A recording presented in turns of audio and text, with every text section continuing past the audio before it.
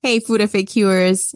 We're back with one more delicious cookie for our 12 Days of Cookie series. How are you guys liking this series? I really want to know. I think you and I are so exhausted that we recorded an entire episode and did not record it. You mean we talked about an episode? We talked literally an entire episode. And when you looked up and you go, oh my God, I didn't hit record. And I realized I didn't hit record on mine either. We were practicing. Number one, I am so glad that I was not the only one that didn't hit record because you would have yelled at me for a straight 20 minutes. Okay. Berated me. That's how a relationship works. She would have the victim. She would have been, see? Okay. I would have been yelled at. I would have been no, it would have been bad. So I'm so glad. I fucked up too. I'm so glad I'm not the only one because. Yeah. It's going to be okay. It's going to be okay. We're going to make it through Cookie Muss. Yeah. Guys, we're not making it sound bad. It just really is bad. It's a lot of work. It's, you know what it is? It's a labor of love. Right. And we love you guys. And I do love baking. Me too. I do. But this is like baking with a job. It's a job. It is. And when Mariela is a full-time mother. Right. And I'm full-time employed, it's like we're up late at night. Yeah. Baking. Texting each other at 11 o'clock. What about this? What about this? What about that? Oh, I'm baking this right now. I'm doing this right now. So, but this cookie's a little bit different. Yeah, because we promised when we started this whole holiday season shebang that we would have something for our pals that have sugar sensitivities or dietary restrictions around sugar, i.e. diabetics, gluten allergies, insulin resistance. Right. So this cookie will give you a little bit of both. We're not really helping the nut people. I'm sorry. We don't have a nut free. And all of our cookies previously were nut free. Right. But they're not nut and sugar. Correct. Oh my God. That should be our name. Nut and sugar. That's hysterical. Can I be sugar? Wait, we should make that into a gay bar and it could be nut and sugar with really good drinks. Yeah, I'm on board. Yeah. We'll definitely get in the drawing board. Glitter boys. I want glitter boys and I want cowboy hats and I want a sweet punch. We have a lot of business ideas. You want the cowboy hats. You're such a hag from 2001. Okay. That's when we grew up, but that's when we were young adults. But now you're thinking about it.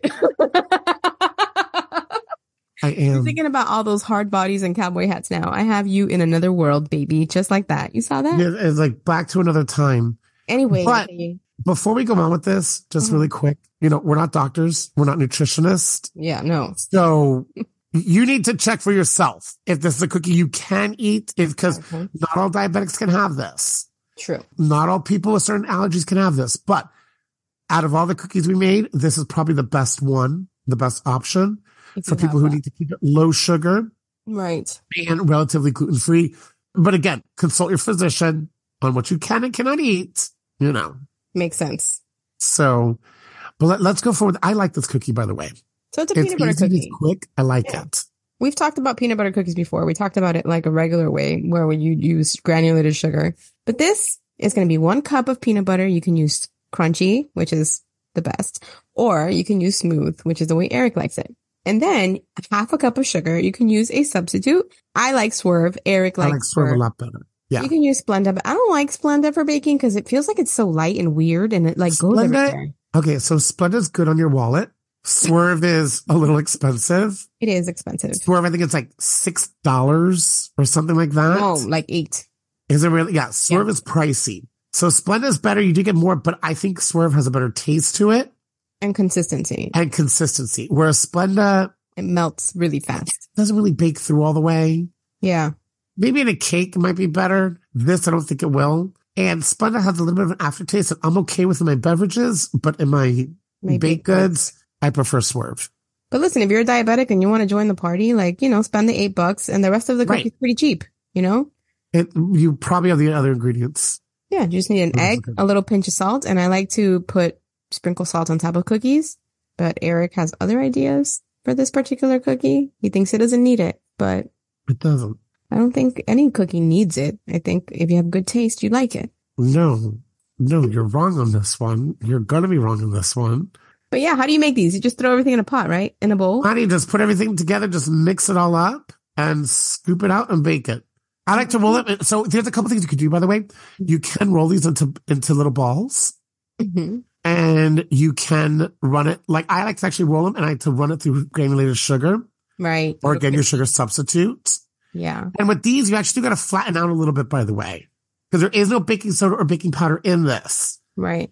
It's not going to expand.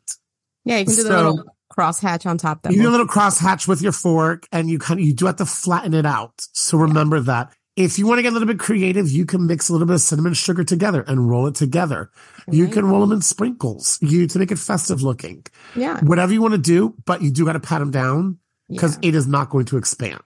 And sugar-free chocolate chips we talked about. Sugar-free chocolate chips you can throw in there. Dark chocolate you can throw in there. Oh, you know, a little sprinkle of molasses. Oh, but this is sugar-free. We can't do that. This is sugar-free. No molasses. Yeah. No such thing as sugar-free molasses. Can you imagine? I mean, one day they make meat that bleeds that isn't made out of animals. So let's not talk about that. It creeps me out. I know, me too. I won't eat it. I'm like, No, I won't eat it either. I mean, let's just not even talk about it because it's fucking weird. But you can enjoy the season too. That's what we want to kind of. That's what I want. I want people to be able to have a cookie that they can bring and it's something that they can enjoy also, because this is a season where a lot of really horrible foods are passing in front of us and they're delicious and wonderful. And I am a full believer in partake in all of this and partake in moderation and love it and enjoy it. But some people cannot even partake in moderation with sugars, especially. Right. So I think this is kind of a nice sort of substitute. And this is a really good cookie, by the way. And it's also good. Dense. Yeah. It's a really good cookie.